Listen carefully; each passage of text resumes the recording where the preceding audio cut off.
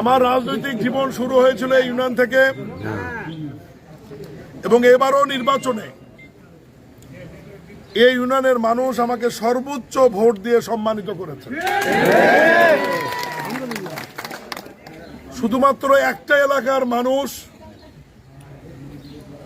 তারা হাদিস কোরআন এবং দুনিয়ার উপর খুব একটা বিশ্বাস মনে হয় না, এই কারণে তারা একটু বেহেশতে যাওয়ার লোভে